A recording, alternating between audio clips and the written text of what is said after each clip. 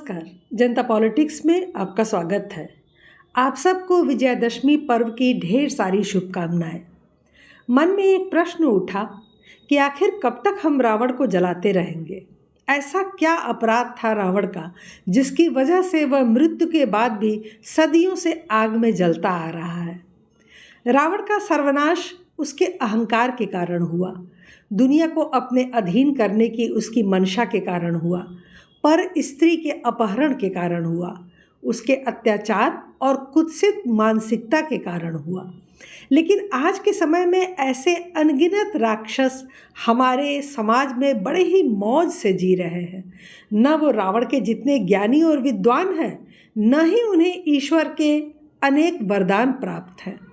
उन्हें वरदान सिर्फ ये मिला है कि वो भारत जैसे लोकतांत्रिक देश के नागरिक हैं, जहाँ का लचर कानून उनका कुछ नहीं बिगाड़ पाता, बल्कि उन्हें अभिव्यक्ति की आज़ादी समेत देशद्रोह की आज़ादी भी प्रदान करता है।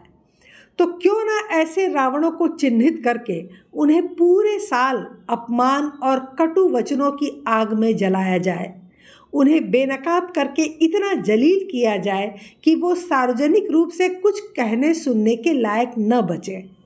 जब सरकार और कानून कुछ न कर पाए तो जनता को ही कुछ करने की ठान लेनी चाहिए। भारत करवट लेकर अब नया भारत, नया हिंदुस्तान बन रहा है। हिंदू जाग रहा है और शायद यही वजह है कि पिछले 70 सालों में भारत की आज़ादी के बाद देश में रह गए और पल बढ़कर विषबेल बन चुकी जमात, देश विरोधी मानसिकता से ग्रस्त गैंग की बौखलाहट और बेचैनी लगातार बढ़ती ही जा रही है।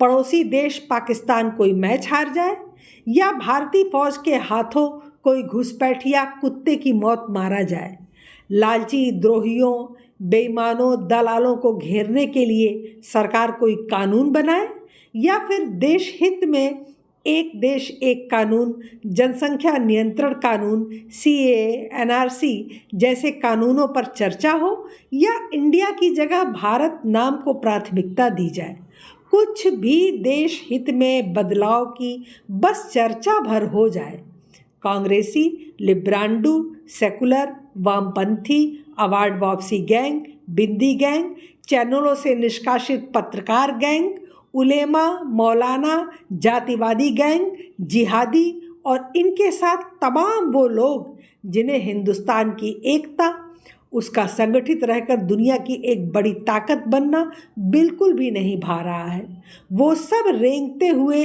अपने बिलों से बाहर निकल आते हैं।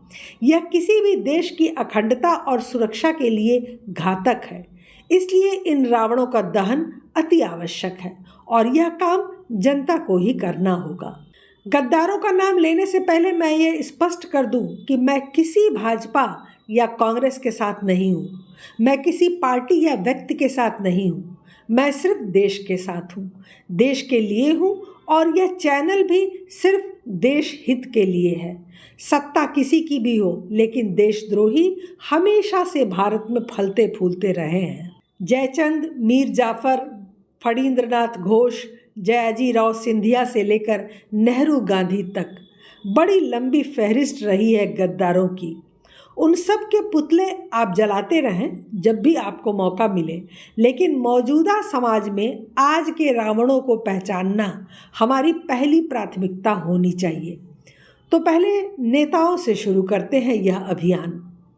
यकीन नहीं करेंगे कि सबसे लंबी सूची इन्हीं की है और इनकी पार्टी है इंडी गठबंधन।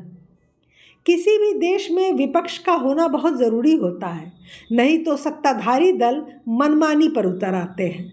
लेकिन विपक्षी का मतलब अगर देशद्रोही हो जाए तो आप क्या करेंगे? अगर किसी पार्टी का विरोध करते करते कोई देश का विरोध करने लगे, देश की बहुसंख्यक आबादी हिंदुओं का विरोध करने लगे, तो आप क्या करेंगे? ऐसा विपक्ष देश के किस काम का जो सत्ता के लिए देश को ही गिरवी रख दे? तो पहले रावण का नाम आपको पता ही चल गया होगा। जी हाँ, राहुल गांधी उर्फ पप्पू। देश विदेश में जाकर भारत की बदनामी करना और हिंदुओं को नीचा दिखाना इस व्यक्ति की कमजोरी है। भारत में इसे कोई सुनता नहीं है, इसलिए विदेश जाकर सारा प्रपंच रचता है। इसके इतने उदाहरण हैं कि अलग से पूरा एक वीडियो बनाना पड़ेगा।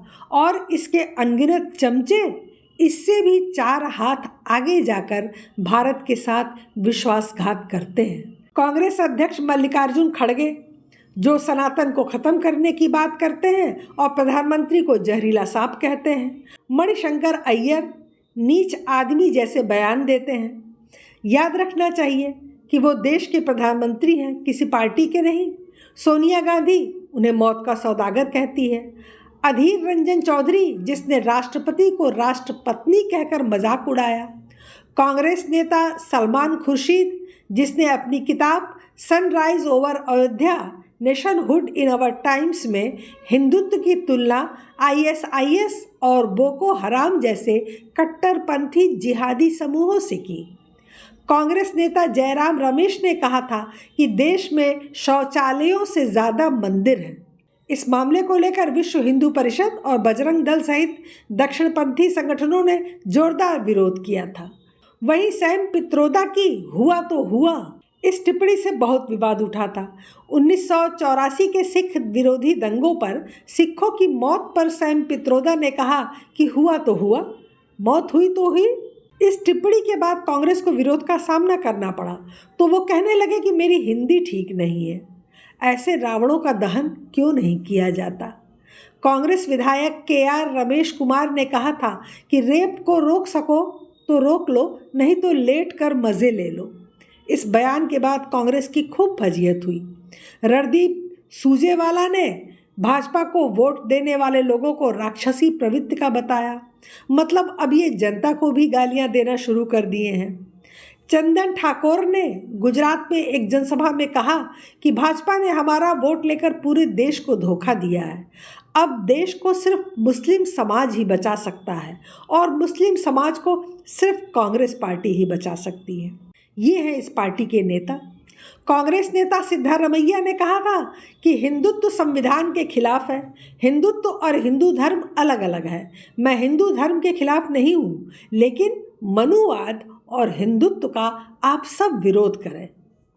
पवन खेड़ा ने प्रधानमंत्री के पिता का गलत नाम लेकर मजाक बनाया था, नरेंद्र गौतम दास मोदी।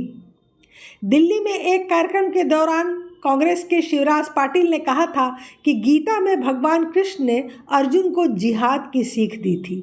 जिहाद सिर्फ कुरान में ही नहीं बल्कि गीता में भी है। सोचिए इन कांग्रेसियों के दिलो दिमाग पर जिहादियों का कितना असर है कि इन्हें श्री कृष्ण भी जिहाद की शिक्षा देते नजर आते हैं। अब ऐसे रावणों का दहन कब होगा। कांग्रेस नेताओं ने बोको हराम तथा तालिबान जैसे आतंकवादी संगठनों और हिंदुत्व को एक समान बताया। आपको याद होगा सुशील कुमार शिंदे और P चिदम्बरम ने भगवा आतंकवाद के बारे में कैसी अवधारणा तैयार की थी। जम्मू कश्मीर से आर्टिकल 370 हटने पर P चिदम्बरम ने कहा कि भाजपा ने हिंदू मुस्लिम कार्ड खेला है। यदि जम्मू कश्मीर हिंदू बहुल राज्य होता तो भाजपा इस राज्य का विशेष दर्जा कभी नहीं छीनती। ऐसा केवल इसलिए किया गया क्योंकि यह मुस्लिम बहुल राज्य था। नेता मणिशंकर अय्यर ने कहा कि मोदी शाह ने कश्मीर को फिलिस्तीन बना दिया है। इन सभी कांग्रेसी नेताओं के बयान पाकिस्तान चैनलों पर प्रमुखता से चलाए जाते रहे हैं। इनकी लिस्ट बहुत लंबी है। शायद ही 2-4 चमचे हों जिन्होंने देश विरोधी बयान देकर सुर्खियां न बटोरी हों। इसके बाद इंडी गठबंधन के ममता बानो, अखिलेश यादव, तेजस्वी यादव, लालू, नीतीश, सिद्धारमैया, स्टालिन, उद्धव ठाकरे, शरद पवार, केजरीवाल, संजय राउत, उमर अब्दुल्ला, महबूबा मुफ्ती, ये सब रावण से भी गए गुजरे हैं। हर एक के सैकड़ों कुकृत्य समाचारों से लेकर गूगल तक पर मौजूद हैं। इनमें से कोई किसी से कम नहीं है। यदि आपको ममता बनर्जी और केजरीवाल में से एक को चुनना हो तो आप किसे चुनेंगे बताइए। शायद हार मान लेंगे आप, लेकिन नहीं चुन पाएंगे। उदयनिधि स्टालिन और तेजस्वी यादव में से किसी एक को चुनना हो तो सब एक से बढ़कर एक हैं। इनमें कंपटीशन चल रहा है कि सबसे बड़ा रावण कौन। इनके कुछ छुटभइये नेता भी हैं जो कुंभकर्ण और मेघनाथ के रूप में दहन किए जा सकते हैं। इनमें कन्हैया कुमार, चंद्रशेखर रावण, उमर खालिद, सुप्रिया श्रीनेत, आईपी सिंह, स्वामी प्रसाद मौर्य, कमलनाथ, संजय सिंह, महुआ मोइत्रा आदि दर्जनों छुटभइये हैं जो देश विरोधी और हिंदू विरोधी कार्यों और बयानों में लिप्त रहते हैं। इनमें भाजपा के भी वे सारे नेता शामिल किए जाने चाहिए जो हिंदुओं पर आफत आने अथवा चौतरफा हिंदू धर्म के खात्मे का प्रयास कर रहे लोगों के खिलाफ मुंह सी कर बैठे रहते हैं, जो हमारे वोटों से जीतकर हमारे साथ संकट में खड़े नहीं होते। सर तन से जुदा की बात हो या नूह हिंसा और इजराइल हमास युद्ध की बात हो, कभी कहीं ये आपको सामने आकर आवाज़ बुलंद करते नहीं मिलेंगे। चोरों की तरह मुंह छिपाए एक ट्वीट या पोस्ट तक नहीं करेंगे। ऐसे निरर्थक कीड़े मकोड़ों की हमारे देश में जगह नहीं होनी चाहिए। ये संकट का समय है। इस समय मुंहचोर नेताओं की हमें कोई ज़रूरत नहीं, चाहे वो भाजपा में हो या किसी और पार्टी में। यह सच है कि इजराइल को खतरा देश के बाहर बैठे गद्दारों से है और भारत को देश के अंदर पल रहे जिहादियों से है। तो चलिए अन्य रावणों को भी देखते हैं।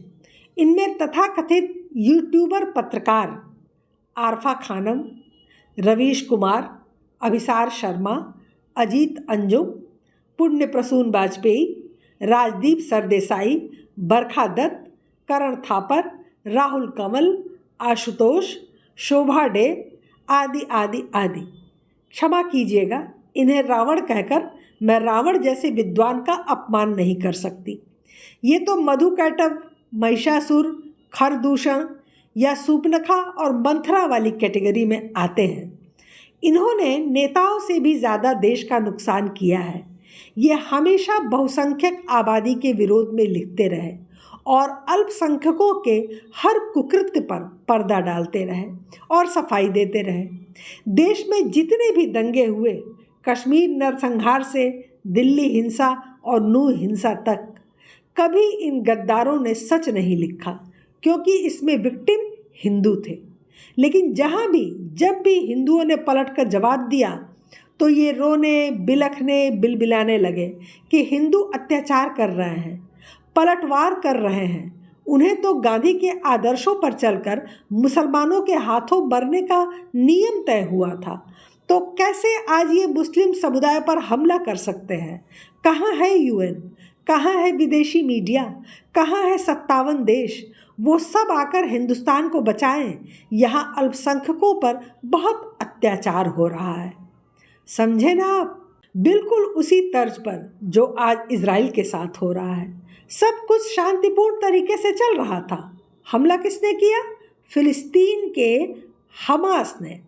50 सालों में पहली बार 900 जनता इजराइल की मारी गई और जब इजराइल ने पलटकर वार किया तो सारे कीड़े मकोड़े बिलबिलाने लगे कि मानवता खत्म हो रही है। यूएनओ क्या कर रहा है? मुस्लिम देश क्या कर रहे हैं? गाजा को बचाओ, इजराइल आतंकवादी है, निर्दोषों को मार रहा है। बिल्कुल सेम पैटर्न भारत में भी चलता रहा इन पत्रकार रूपी राक्षसों के कारण। इनका साथ देने वाले राक्षस हैं कुछ मीडिया संस्थान जैसे NDTV, BBC, the print, news click आदि आदि, जो दिन रात बस इसी फिराक में लगे रहते हैं कि कहां से भारत को बदनाम करने का कोई मौका हाथ लग जाए और उसे हाईलाइट कर दिया जाए। कैसे अपनी भारत विरोधी बातों को विश्व पटल पर रखा जाए जिससे कुछ देश भारत के विरोध में आ जाएं। चारों तरफ भारत की थू थू हो। कोरोना काल में शमशान घाट का वीडियो हो या नूपुर शर्मा विवाद, नूह हिंसा हो या अतीक अहमद की हत्या, बुरहान वानी की सज़ा हो या साध्वी प्रज्ञा को झूठे केस में फंसाना, सारा चक्रव्यूह इन टीवी चैनलों और देश विरोधी यूट्यूबर पत्रकारों का रचा होता है।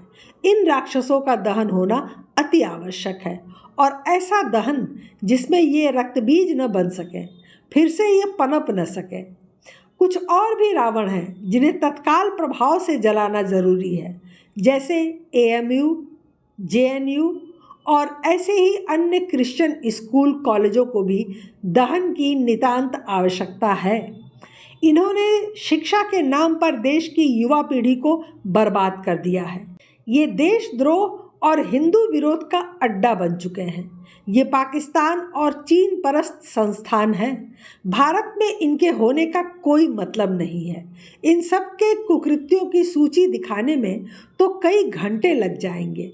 फिर भी यदि आपको लगेगा कि यह आवश्यक है तो मुझे ज़रूर कमेंट बॉक्स में बताइए, मैं इनकी पूरी सूची प्रस्तुत करूंगी। कुछ और भी रावण हैं जिन्होंने अपने को कलाकार बताया है, लेकिन हैं वो देश के गद्दार। प्रकाश राज की गद्दारी आपने अभी चंद्रयान की सफलता पर देखी होगी। नसरुद्दीन शाह और कमल हासन की गद्दारी आपने हर बार देश के महत्वपूर्ण मुद्दों पर जानी होगी। खान बंधुओं से लेकर शबाना आज़मी, स्वरा भास्कर, तापसी पन्नू, फरहान अख्तर, अनुराग कश्यप, दिया मिर्जा, जावेद अख्तर से लगाए अनगिनत चेहरे हैं जो रावण को शर्मिंदा करते रहते हैं। JNU में आंदोलन हो या CAA NRC पर विरोध, हर जगह ये कूदकर अपनी देशद्रोहिता साबित कर ही देते हैं। तो फिर ऐसे रावणों का वध क्यों नहीं होना चाहिए? श्री राम ने जब रावण का वध किया तो इसे बुराई पर अच्छाई की जीत के तौर पर देखा गया। ठीक उसी तरह अब आतंकवाद, जिहादवाद नाम की बुराई और हैवानियत से पूरी दुनिया परेशान है। इस तरफ सालों से लोग इस जिहाद नामक रावण के अत्याचार झेल रहे हैं, तो अब हमें जिहादी या आतंकवादी को जलाने की शुरुआत हर दशहरे पर करनी चाहिए। हमें इजराइल की तर्ज पर जिहादियों का सर्वनाश करना होगा, अन्यथा हमारी दशा भी ब्रिटेन और फ्रांस जैसी हो जाएगी, यह समझ लीजिए। हम चाहे कितने ही रावण जला लें, लेकिन हर कोने में कुसंस्कार और अमर्यादा के विराट रावण रोज पनप रहे हैं। आप मुफ्ती, मौलानाओं, उलेमाओं के बयान सुनिए, आप सोशल मीडिया पर मुसलमानों के बयान सुनिए, पाकिस्तान के हारने पर उनका दुख देखिए और भारत के हारने पर उनकी खुशी देखिए।